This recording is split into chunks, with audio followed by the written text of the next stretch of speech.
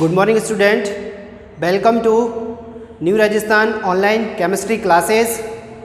हमने last class में electrophilic substitution reaction complete की थी about haloalkane, hello Erin.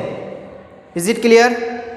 Chemical properties of haloarene हमने last lecture में मतलब लेक्चर नंबर 8 में स्टार्ट की थी। उसी को ही इस लेक्चर में अपन आगे कंटिन्यू कर रहे हैं और आज हम पढ़ेंगे वो है आपका nucleophilic substitution reaction in the hello Erin.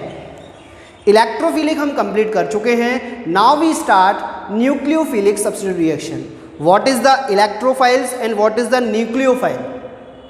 Electrophile is electron deficient compound, nucleophile is electron rich compound, मतलब जिनके पास इलेक्ट्रॉन डेंसिटी ज़्यादा होती है। न्यूक्लियोफाइल मतलब जिनकी इलेक्ट्रॉन डेंसिटी कम होती है। Is it clear? तो न्यूक्लियोफिलिक और इलेक्ट्रोफिलिक सब्स्टिट्यूशन रिएक्शन एक दूसरे के अपोजिट है। तो जहाँ पर इलेक्ट्रोफाइल्स तो क्या कर रहा था, किसी को वहाँ पर बॉन्डेड हो रहा था बेंजीन रिंग पे जाके। यहाँ पर क्या होने वाला है, let's see what happen in this reaction या in this topic.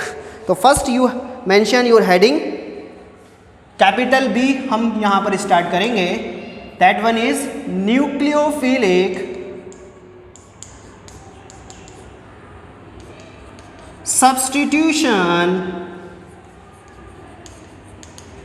Reaction, nucleophilic substitution reaction. What is the nucleophilic substitution reaction? अब देखो, न्यूक्लियोफिलिक सब्स्टिट्यूशन की बात या उस टॉपिक को स्टार्ट करने से पहले एक बात मैं बता दूं आपको कि यहाँ पर अपन कंपैरिजन स्टडी करेंगे हेलो एल्केन और हेलो एरिन में, ठीक है ना। क्योंकि हेलो एल्केन में हमने इलेक्ट्रोफिलिक नहीं पढ़ी। क्यों? क्योंकि वहाँ पर कोई बेंजीन रिंग नहीं होती है। हेलो एल्केन में कोई बेंजीन रिंग नहीं होती है, कोई एरोमेटिक रिंग नहीं होती है। लेकिन न्यूक्लियोफाइल सब्स्टिट्यूशन वहाँ पे भी स्टडी की थी, SN1 SN2 ये कंप्लीट कर चुके हैं वहाँ पर अपन। वो भी एक न्यूक्लियोफिलिक सब्स्टिट्यूशन रिएक्शन ही थी, ये भी एक न्यूक्लियोफिलिक सब्स्टिट्यूशन रिएक्शन है। तो उसमें कैसे होंगी, इसमें कैसे होंगी और कंपैरिजन स्टडी करेंगे किसका रिएक्टिविटी ऑर्डर ज़्यादा है, किसका रिएक्टिविटी ऑर्डर कम है। क्लियर? देखो, तो सबसे पहले मैं आपको न्यूक्लियोफाइल के बारे में बता दूं। न्यूक्लियोफाइल क्या होते हैं? जिनके पास इलेक्ट्रॉन डेंसिटी ज़्यादा होती है, represented Nu-। Electrophile represented E+।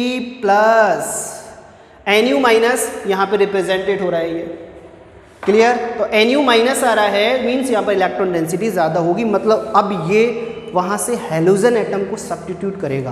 क्यों? क्योंकि जो ताकतवर है, स्ट्रॉन्ग है, वो वीक को वहाँ से सब्स्टिट्यूट करेगा और खुद बॉन्डेड हो जाएगा वहाँ जाकर। क्लियर? उससे पहले मैं आपको एक चीज़ बता दूं कि यहाँ पर रिएक्शन कैसे होगी। दो केस यहाँ पर अपन जनरेट कर रहे हैं, वो क्या है वो देखना। मैं कह रहा हूँ nucleophilic substitution reaction halo alkane में ज़्यादा होती है कंपैरिजन टू हेलो एरिन। ज़्यादा होती है या जल्दी होती हैं, ये रीज़न है मेरा। Haloalkane nucleophilic substitution represented more and speedily, haloarene nucleophilic substitution reaction less and slow. Why? What is the reason? क्योंकि रीज़न बेस पे ही है सब कुछ जो है। रिएक्शन तो आप लर्न कर लोगे, लेकिन उसके डाउट्स, उसमें ऐसा क्यों हुआ, वो सारी चीज़ें आपको लर्न करना आवश्यक है, ठीक है ना। तो इसका रीज़न क्या है? दो रीज़न मैं यहाँ पे एक्सप्लेन करूँगा।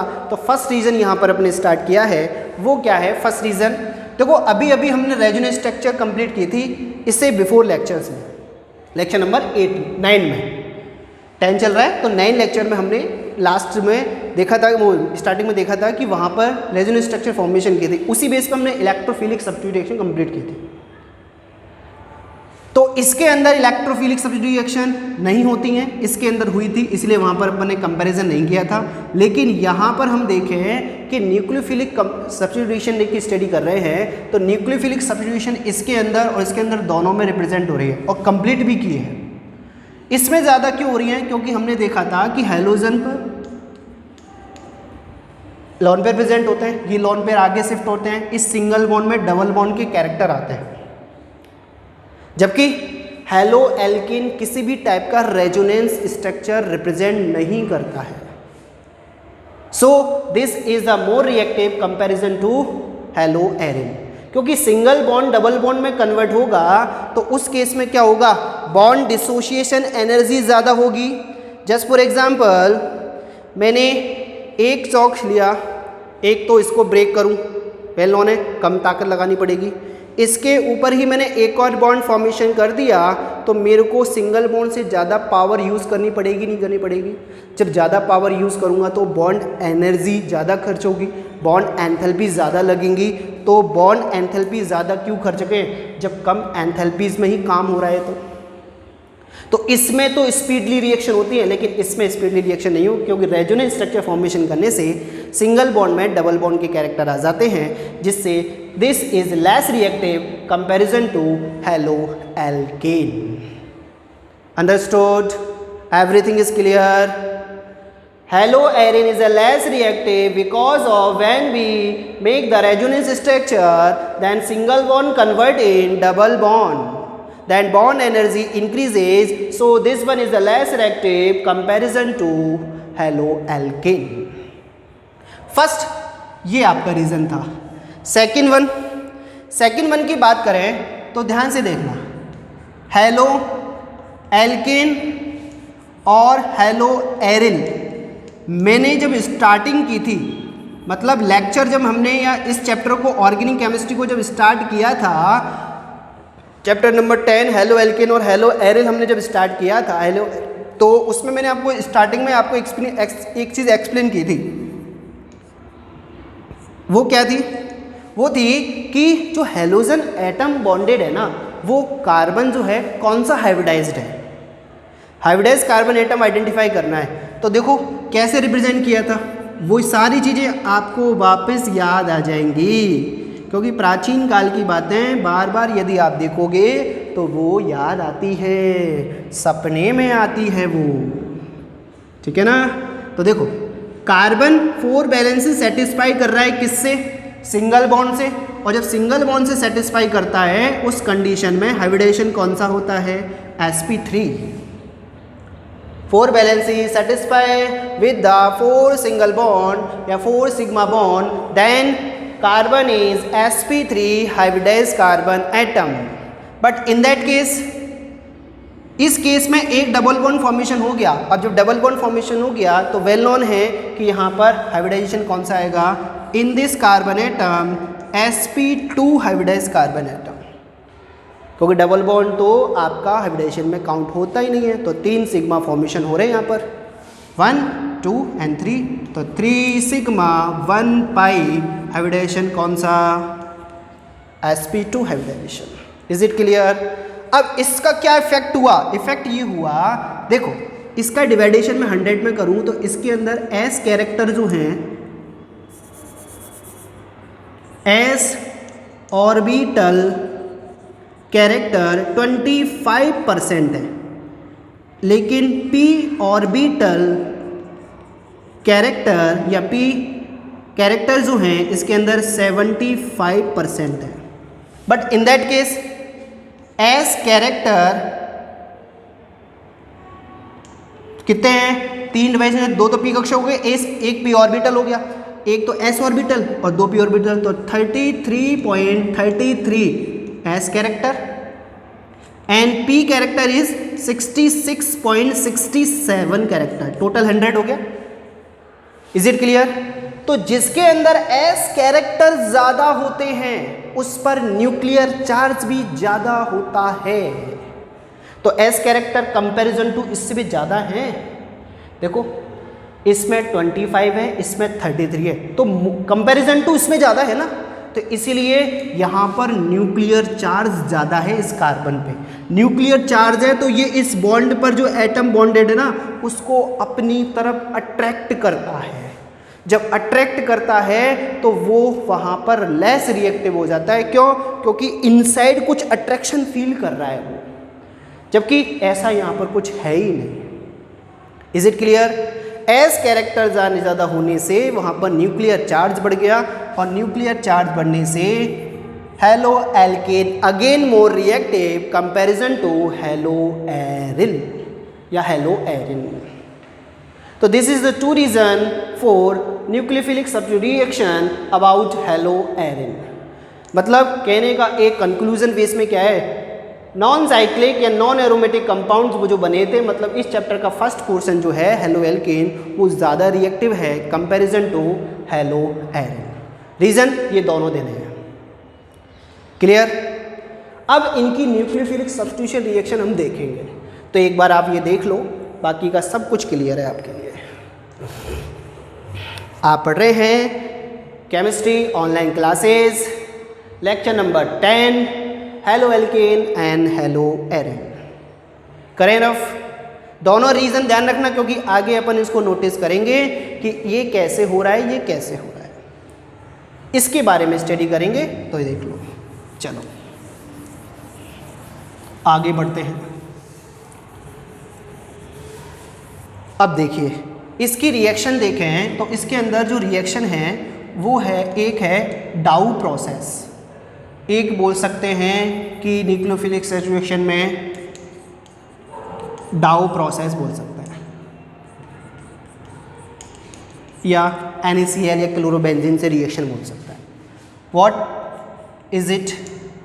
When chlorobenzene react with NaOH presence of 6 to 5 Kelvin temperature, then form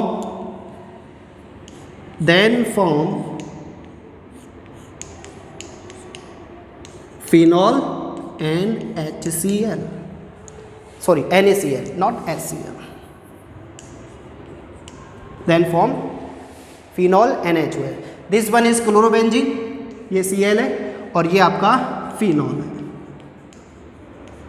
benzene पर OH एटम OH जो ग्रुप है वो ऐड हो जाता है, तो नाम क्या हो जाता है उसका फिनॉल। क्यों? क्योंकि यहाँ पर इसको डिसोसिएट करूँ मैं तो इसको डिसोसिएशन किस में हुआ है, Na प्लस में और OH माइनस में डिसोसिएशन हुआ है। तो न्यूक्लियोफाइल ने अटैक किया है इस कार्बन पर, इस कार्बन पर अटैक किया, तो हेलोजन को तो सब्स्टिट्यूट कर दिया और खुद वहां जाकर जुड़ गया। ठीक है ना? ये सेम हुआ था कहां पर? SN1 रिएक्शन में देखा था हमने, SN2 रिएक्शन में देखा था हमने, लेकिन वो ज़्यादा रिएक्टिव है, ये कम रिएक्टिव है, क्योंकि डबल बॉन्ड कैरेक्टर है, इसलिए टेम्परेचर रिक्वायर्ड है, वहां पर कोई टेम्परेचर दे ही नहीं रहे थे अपन। Is it clear? तो this is the nucleophilic substitution reaction. इसी के अंदर इसको यदि मैं सब डिवाइड करूं या आपको एक्सप्लेन करूं तो देखो जरा, यदि ऐसी सिचुएशन आ जाए कि मेरे को क्या करना है कि इतना टेम्परेचर मेरे पास नहीं है, ऐसी कंडीशन में जनरेट नहीं कर पा रहा हूं कि यार मैं 6 to 5 केल्विन टेम्परेचर ऑब्टेन कर सकूं, उस कंडीशन में मैं क्या करूंगा, रिएक्शन मैं NaOH से ही कराऊं, लेकिन मैं यहाँ पर अब एक कंडीशन अप्लाइड कर दूंगा। वो कंडीशन क्या है कि इस पर मैं यदि कोई -R ग्रुप जोड़ दूं, -R ग्रुप,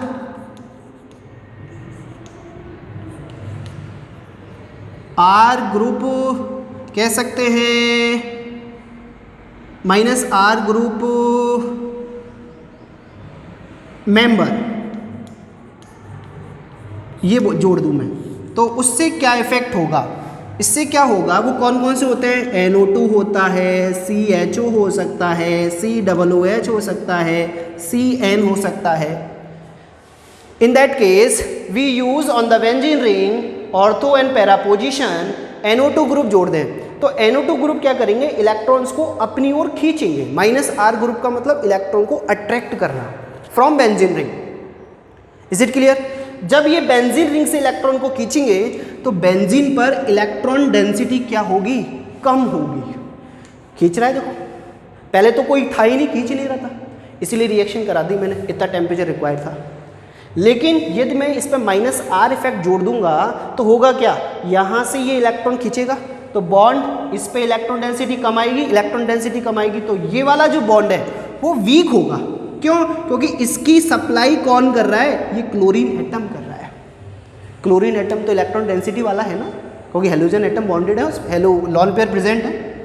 तो इसलिए जब ये बॉन्ड वीक होगा तो रिएक्शन जो है, जो 6 to 5 केल्विन पर हो रही थी, वो अब रिएक्शन 400 केल्विन पर ही हो जाएगी। Presence of minus R group element. Is it clear? और ये रखना है सोडियम बाई कार्बोनेट की प्रेजेंस में, और ये एक्वस कंडीशन है। कौन सी कंडीशन है? Aqueous condition. और रिएक्शन फॉर्मेशन जो होगा यहाँ पर आपका क्या आ जाएगा? OH, यहाँ पर आपका NO2 माइनस आर इफेक्ट, और NaCl आपका फॉर्मेशन हो गया। इसको बताने का रीज़न क्या है कि आपने जब माइनस आर इफेक्ट वाले कंपाउंड वहाँ पे जोड़ दिए, ग्रुप जोड़ दिए, तो रिएक्शन आपकी जल्दी हो गई। देख सकते हो रिएक्शन 400 केल्विन पे ही कंप्लीट हो गई। यहाँ रिक्वायर्ड टेम्परेचर 200 का डिफरेंस आ गया। जब 200 का डिफरेंस आ गया तो वेल नोन है कि हम कह सकते हैं कि ये रिएक्शन जल्दी हो रही है, ये रिएक्शन देरी से हो रही है। क्लियर? इन दैट केस मैं एक और इंक्रीज कर दूं, एक और NO2 ग्रुप वहाँ पर इंक्रीज कर दूं। जस्ट फॉर एग्जांपल मैं यहाँ पे लेता हूँ एग्जांपल, देखना। माइनस आर इफेक्ट के लिए हेलोजन को मैंने कॉमन रखा, NO2 ग्रुप यहाँ पे भी बॉन्डेड कर दिया, NO2 ग्रुप यहाँ पे भी बॉन्डेड कर दिया। ये है माइनस आर ग्रुप। रिएक्शन वही मैं NaCl से NaOH से करा रहा हूँ। Reaction aqueous and sodium hydrogen carbonate की प्रेजेंस में होगी, और ये रिएक्शन 370 केल्विन पे ही कंप्लीट हो जाएगी। Why? Because we use in this reaction 2 minus R group element, OH, NO2, NO2। Is it clear? ठीक है ना? तो ये ध्यान रखना, जैसे जैसे आप माइनस आर ग्रुप एलिमेंट्स या ग्रुप कंपाउंड इंक्रीज करते जाओगे, रिएक्शन की स्पीड बढ़ती जाएगी, हेलोजन एटम सब्स्टिट्यूट होता जाएगा। पहले एक ही खींच रहा था, अब 2 खींच रहे हैं कि मेरे को भी इलेक्ट्रॉन दो, हमको भी इलेक्ट्रॉन दो। जब सब इलेक्ट्रॉन खींचेंगे तो बेचारा बेंजीन तो कमज़ोर पड़ जाएगा। बेंजीन कमज़ोर पड़ जाएगा तो ये बॉन्ड भी कमज़ोर पड़ जाएगा। उस कंडीशन में होगा क्या कि रिएक्शन जल्दी हो जाएगी। सोचो मैं एक और इंक्रीज कर दूं, in that case we use 1 more NO2 group on the halogen, on the haloarene. इस केस में मैं यहाँ पर बॉन्डेड कर दूँ। ऐसी सिचुएशन देखो, 3 NO2 ग्रुप बोर्ड। और एक बात ध्यान रखना, मैंने कौन सी पोजीशन पे जोड़े हैं ये सब? ऑर्थो, पैरा, ऑर्थो पर। अगेन रिएक्शन में NaOH से करा दूँ, लेकिन इस बार रिएक्शन 300 केल्विन पर ही कंप्लीट हो जाएगी। Presence of aqueous sodium hydrogen carbonate, then form OH, NO2, NO2, NO2 plus NaCl plus NaCl। Is it clear? इस कंपाउंड का जो नेम है वो है picric acid. Picric acid, picric spelling is mistake, picric acid. Is it called picric acid? ठीक है ना? तो ध्यान रखना, न्यूक्लियोफिलिक सब्स्टिट्यूशन के अंदर हमने क्या किया? फर्स्ट हमने एक सिंपल रिएक्शन कराई। रिएक्शन हमने कराई तो हम देख रहे हैं कि यहाँ पर फिनॉल बना। सिंपल केस में इस टेम्परेचर, क्योंकि टेम्परेचर रिक्वायर्ड रहेगा, मैंने बताया लेस रिएक्टिव है, लेकिन मेरे को ज़्यादा रिएक्टिव बनाना है इसको, तो मैं क्या कर रहा हूँ? इस पर माइनस आर इफेक्ट लगा रहा हूँ। माइनस आर इफेक्ट रिंग से इलेक्ट्रॉन डेंसिटी को कम कर रहा है, रिंग से इलेक्ट्रॉन खींच रहा है, बॉन्ड कार्बन और हेलोजन के बिटवीन वो कम वीक पड़ रहा है, जिससे टेम्परेचर की रिक्वायरमेंट कम हो रही है। ये 3 रिएक्शन हमने इफेक्ट प्रैक्टिकल प्रूफ करके देख लिया कि 1 अप्लाइड करता हूँ तो क्या पोजीशन रहेगी, 2 अप्लाइड करता हूँ तो क्या पोजीशन रहेगी, और 3rd अप्लाई करता हूँ तो क्या पोजीशन रहेगी। क्लियर? लेट्स देखो फटाफट, फिर आगे चलते हैं। ये आपकी nucleophilic substitution reaction in the haloarene. Capital C में स्टडी करेंगे हम रिएक्शन विद मेटल्स। ठीक है, ध्यान रखना क्वेश्चन बनेगा कि ये रिएक्शन इतने टेम्परेचर पे हो रही है, लेकिन ये वाली रिएक्शन इतने टेम्परेचर होती है। अब वो लैंग्वेज में देगा आपको कि ऑर्थो नाइट्रोक्लोरोबेंजीन में न्यूक्लियोफिलिक सब्स्टिट्यूशन इतने टेम्परेचर पर कंप्लीट हो जाती है, लेकिन क्लोरोबेंजीन में ये रिएक्शन इतने टेम्परेचर पर कंप्लीट होती है। Explain reason with chemical equation. Chemical equation आपको देनी पड़ेगी वहाँ पर। Is it clear? देख लो, पिक्रिक एसिड हो गया, ऑर्थो नाइट्रोफिनॉल हो गया, ऑर्थो पैरा नाइट्रोफिनॉल हो गया, ortho para ortho nitrophenol also called this, and this is called picric acid. चलिए,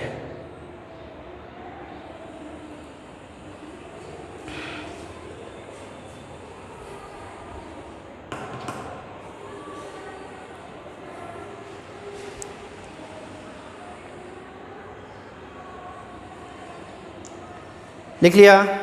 चल आगे चलते हैं अपन। Reaction with metal. हम पढ़ रहे हैं 12th organic chemistry, halo alkane and hello Erin. Halo alkane before lecture में हम कंप्लीट कर चुके हैं। इस लेक्चर के अंदर हम हेलो एरिन को कंसीडर कर रहे हैं और उसकी केमिकल प्रॉपर्टीज स्टडी कर रहे हैं। Third one, capital C is reaction with metal या metals. First reaction is number 1। इसके अंदर फर्स्ट आती है Wurtz Fittig reaction. Wurtz Fittig reaction आ गई सबसे पहले। आया कुछ याद? वुड्स वाले भाई साहब हमने पहले भी कुछ याद किए थे, घर पे आए थे चाय पीने के लिए अपने लिए। वुड्स वाले भाई साहब हेलो एल्केन में आए तो थे, वही तो है, बस दूसरे के साथ कॉम्बिनेशन कर लिया है। तो what is the reaction? CH3Cl 2NaCl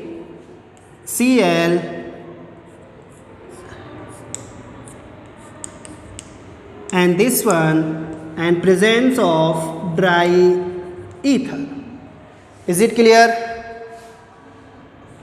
एक Cl यहाँ से रिलीज होगा, एक Cl यहाँ से रिलीज होगा और सोडियम के साथ रिलीज होता है तो कंपाउंड फॉर्मेशन होगा। That one is toluene and 2NaCl। Hello aryl की केमिकल प्रॉपर्टीज पढ़ रहे हैं तो हेलो एरिल तो आएगा ही। तो हेलो एरिल लिया है, उसकी रिएक्शन कराई है मेथिल क्लोराइड के साथ सोडियम के साथ। वुड्स फिटिंग मतलब वुड्स साइंटिस्ट ने ये सजेस्ट किया, फिटिंग ने ये सजेस्ट किया और दोनों से मिलकर क्या रिएक्शन हो गई? Wurtz Fittig reaction. Presence of dry ether then form toluene. Clear? Second one reaction is Fittig reaction. अब इन्होंने क्या किया कि जैसे हमने वहां पर वुड्स रिएक्शन पढ़ी थी ना, अकेला ही था, वहां पे फिटिंग का कोई लेना देना नहीं था। तो यहाँ पे इन्होंने क्या किया, जब वुड्स वाले भाई साहब अकेली रिएक्शन दे सकते हैं तो फिटिंग भी दे सकता है।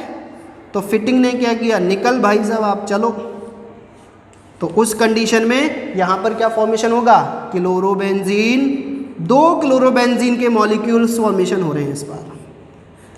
अब यहाँ पर मेथिल क्लोराइड का कोई यूज ही नहीं है, ड्राई ईथर प्रेजेंस रहेगा, सेम एज इट इज सब कुछ है। लेकिन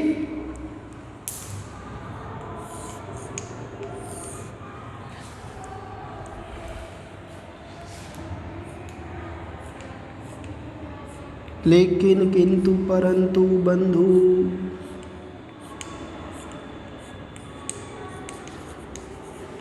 ये कुछ रिएक्शन होगी इसके अंदर। कैसे? यहां पर मेथिल क्लोराइड कंपाउंड था लेकिन यहां पे नहीं लिया क्योंकि अब रिएक्शन है फिटिंग। तो फिटिंग ने क्या किया कि दोनों ही क्लोरोबेंजीन ले ली और क्लोरोबेंजीन की रिएक्शन सोडियम से कराई, presence of ether, then form diphenyl. It's called is diphenyl. Diphenyl formation हुआ है। ध्यान रखना, फिटिंग रिएक्शन इसीलिए इंपॉर्टेंट हो जाती है क्योंकि कभी कभी आपसे वो क्या पूछ लेता है, how to prepare diphenyl from Fittig reaction, या फिटिंग रिएक्शन का नाम नहीं दे तो how to prepare diphenyl by haloarene. Is it clear? Complete करो। Third one is Ullmann reaction. कैसे कैसे नाम है भाई साहब, है तो है। उल्मान रिएक्शन, उल्मान रिएक्शन में क्या हुआ है, इसके अंदर भी क्लोरोबेंजीन के प्लेस पे आयोडोबेंजीन यूज किया गया, रिएक्शन कराई गई Cu के साथ और दो मॉलिक्यूल्स लिए गए।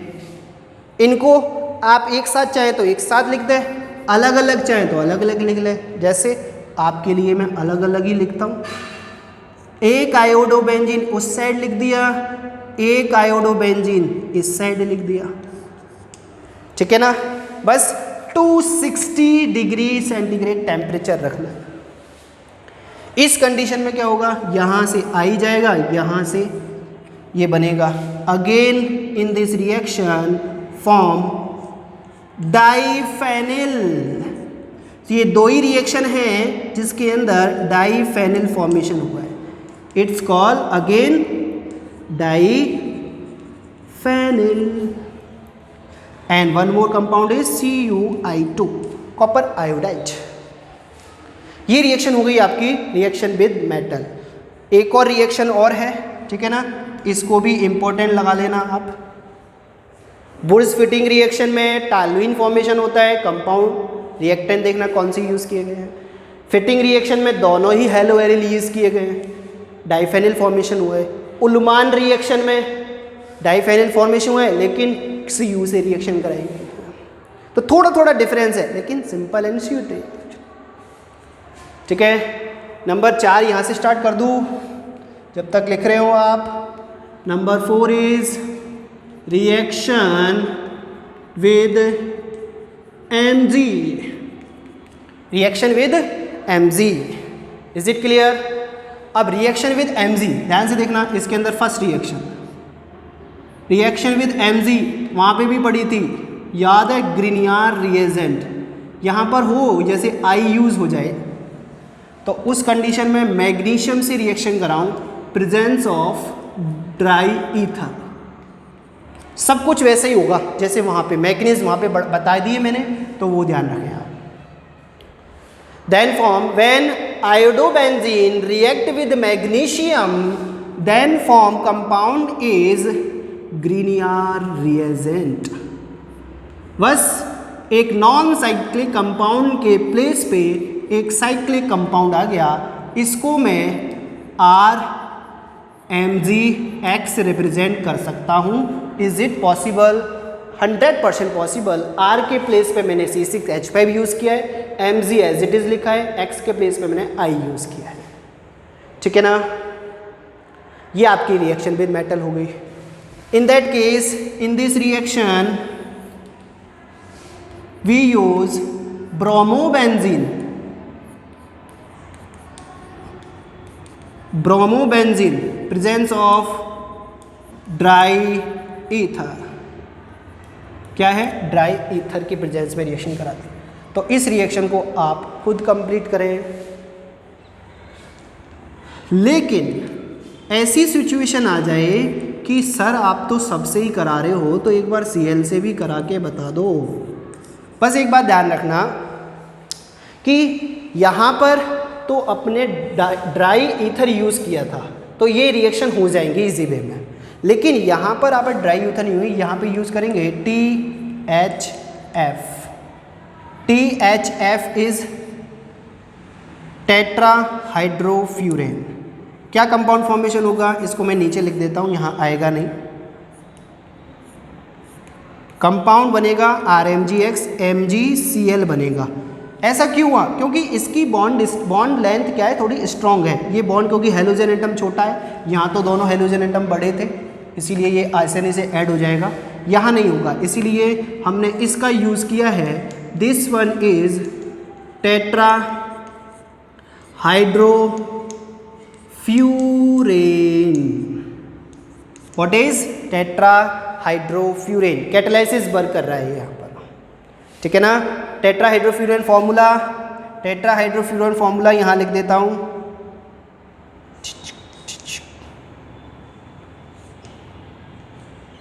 ऑक्सीजन ये होगा, ठीक है ना। ये फॉर्मूला रहता है टेट्रा हाइड्रोफ्यूरेन, ये है आपका टेट्रा हाइड्रोफ्यूरेन। इसकी प्रेजेंस में रिएक्शन हुई है, then become a Grignard reagent RMgX, same as it is MgIBr और Cl, ठीक है ना। तो ये आपकी कुछ रिएक्शन विद मेटल्स हैं, तो इनको एक बार देख लो, फिर अगले टॉपिक पे चलते हैं अपन।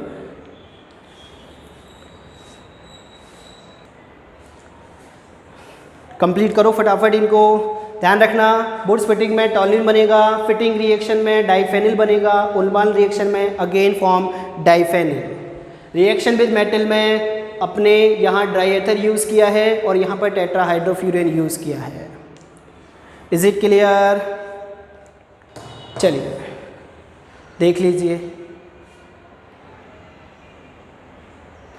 चले लिख लिया होगा सबने।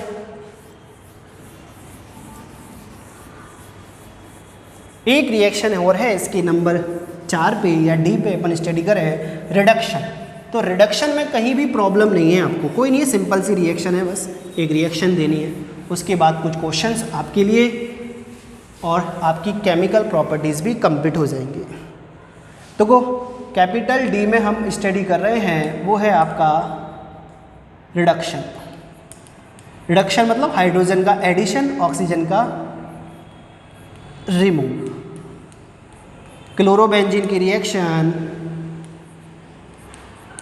रिडक्शन करा रहे हैं presence of NiAl and NaOH की प्रेजेंस में।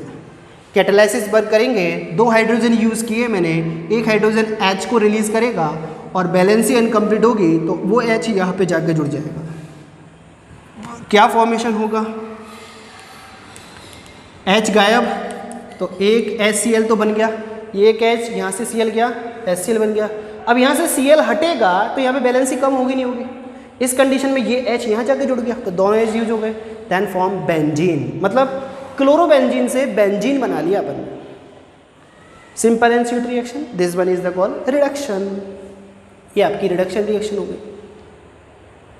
क्लियर? ये आपकी केमिकल प्रॉपर्टीज ऑलमोस्ट कंप्लीटली हो गई। ऑलमोस्ट क्या, पूरी कंप्लीट हो गई, कुछ भी छोड़ा ही नहीं है अपन ने, ठीक है ना। तो आगे कुछ क्वेश्चंस हैं, उनको आप कंप्लीट करें।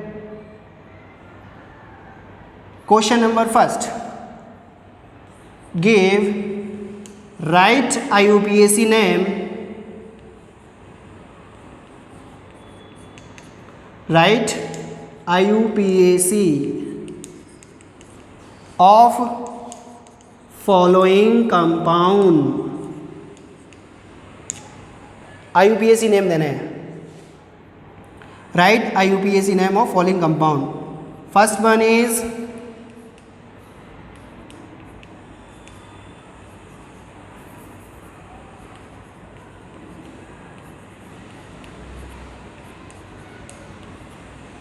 second one is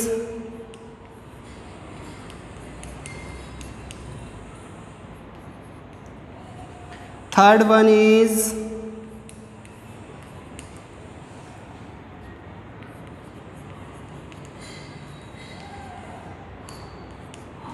fourth one is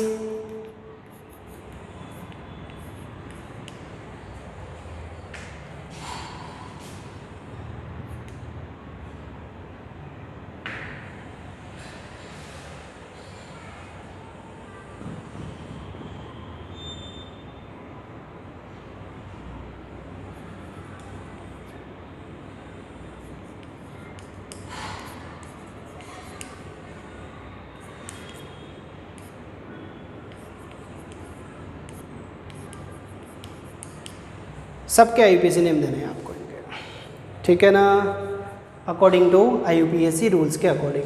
next question is complete following reaction. Complete following reaction. First reaction है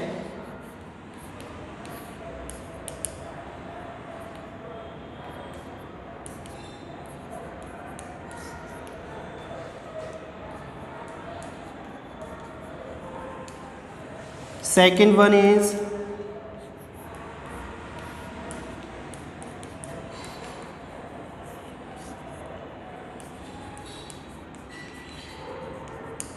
third one is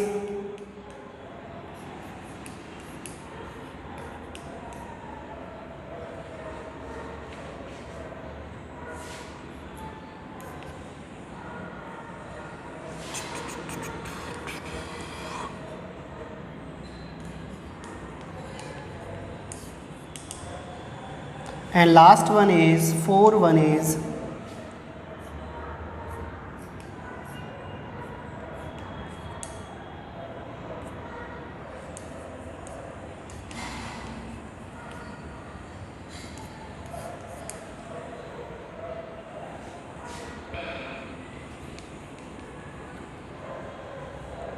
ये आपको कंप्लीट करना है, ठीक है ना, कंप्लीट कर लो। ये आपके क्वेश्चंस हो गए, ये आपकी रिएक्शंस हो गई। हेलो एल्केन और हेलो एरिल हमने कंप्लीट डिटेल में स्टडी कर लिया है और I hope you all are well at your home. Keep study and keep safe. सभी स्वस्थ रहें, मस्त रहें।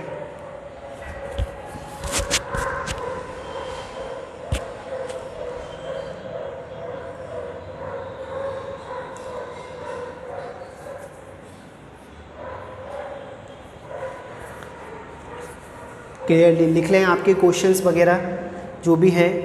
इन क्वेश्चन में कहीं भी आपको कोई प्रॉब्लम्स है, बाकी तो कहीं प्रॉब्लम्स आएगी नहीं, क्योंकि जो मैंने आपको बोर्ड पे एक्सप्लेन किया है उसके बेस पे ही मैंने यहाँ पे भी एक्सप्लेन किया है, उसके अकॉर्डिंग ही क्वेश्चन भी फॉर्मेशन किए हैं।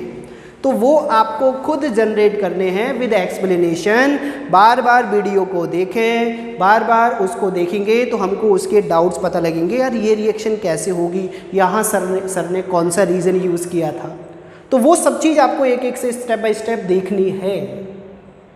जब स्टेप बाय स्टेप देखोगे तो वेल नोन है, आपको आएगी वो, और आएगी तो आपको सारे आपके सिलेबस स्ट्रॉन्ग होगा, आपकी बोर्ड की प्रिपरेशन स्ट्रॉन्ग होगी। Is it clear? तो ये है आपका हेलो एल्केन और हेलो एरिन का पार्ट। नेक्स्ट लेक्चर में हम नया चैप्टर स्टार्ट करेंगे, उसके अकॉर्डिंग हम चलेंगे कि क्या है ऑर्गेनिक केमिस्ट्री के अंदर नेक्स्ट टॉपिक या नेक्स्ट लेक्चर। ये लेक्चर यहीं तक है, या कह सकते हैं कि ऑर्गेनिक केमिस्ट्री में हम स्टार्ट किया था हमने हेलो एल्केन और हेलो एरिन, तो हमने हेलो एल्केन की भी कंप्लीट स्टडी कर ली और हेलो एरिन की भी कंप्लीट स्टडी कर ली है। 10 लेक्चर के अंदर ये आपका चैप्टर ऑलमोस्ट कंप्लीट हुआ है। जो भी छोटी छोटी चीज़ें हैं वो सब आपको बताई गई हैं, और कोई इशू, कोई प्रॉब्लम्स या कोई डाउट्स हैं तो आप अपनी क्वेरीज लेके आ सकते हैं। Most welcome on this channel, ठीक है। Thank you very much for your online classes. Keep study, keep safe.